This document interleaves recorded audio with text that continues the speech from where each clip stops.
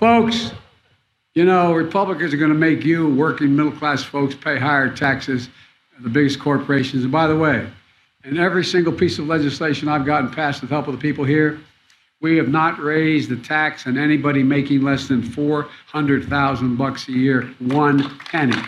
I wish I was making 400. You were making 400 grand, but not a single penny. No, I mean it, not a single penny. If Republican wins, inflation is going to get worse. It's that simple. Now to today's event. And the biggest thing they say they want to do, they want to get rid of the number one priority, and they've spoken to it. They want to repeal the Inflation Reduction Act. That means they're going to repeal the $2,000 cap on prescription drugs. Gone. Savings on your utility bills. Gone. And a lot of people are hurting these days. And today's report shows, though, some progress. Overall, inflation was 2% over the last 3 months. That's down from 11% over the prior 3 months. That's progress, but a lot of it is a result of getting the cost of living at the gas pump down by more, not even in California now, by more than $1 nationally. And since the start of this summer, there's a big difference for working folks. I wonder if you're disappointed in the print today, and if you are, whether or not you think it paints maybe not as accurate a picture of how quickly the economy is evolving. Well, look, what we learned today was that we have a problem with inflation. The president does understand that. We have understood that. Here's my final point. We've got an election in the month. Voters have to decide.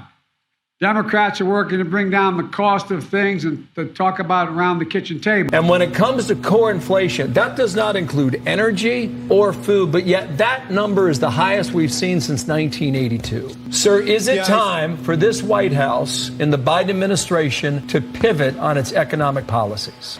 No, I think what we have is the White House, the Federal Reserve. We are acutely aware of the pressures that this causes on American families and budgets. The president started out this morning by talking about how Americans are squeezed by the cost of living, and they didn't need this report to remind them of that, but that's certainly in the report. Okay, just to be clear, I asked you that question, and you said no. We also need to make more progress bringing down the prices across the board. That's why I just couldn't disagree more with my Republican friends who say the biggest problem in our economy right now is that working folks are making too much money. No, that's the argument. Workers are making too much money and too many people are working. Too many jobs are being filled. I think that's a bunch, as we already said, a bunch of malarkey. As an economist, where do you find assurance that inflation is not becoming entrenched in this economy? I mean, what in these numbers might indicate it's not entrenched? Because it sure looks that way right at the moment. Well, I don't have a crystal ball, but what I would take some comfort in, if that's what we're going to call it, is the fact that if we look at hourly wages, they actually tick down. So that suggests that we're not seeing wage price spiral, at least in these numbers. We're standing up for working people and the right to get a raise and get a better job. Republicans are campaigning every day on an agenda to raise your costs. But I have to say one thing.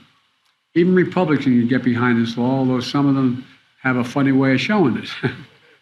Last week I saw, you saw it too, an interesting report on CNN. You all may have seen it. I don't know if CNN is here, but they put out a report. The headline was, quote, Republicans call Biden's infrastructure program socialism. And then they asked for more money, end of quote. At my church, they bless me, Father, for I have sinned. But look, the report describes Republicans in detail, I'm not going to mention their names, who voted against the infrastructure bill, called me and it socialist, and then attacked it, all Democrats for passing it. Socialism, radical spending, rushed and irresponsible.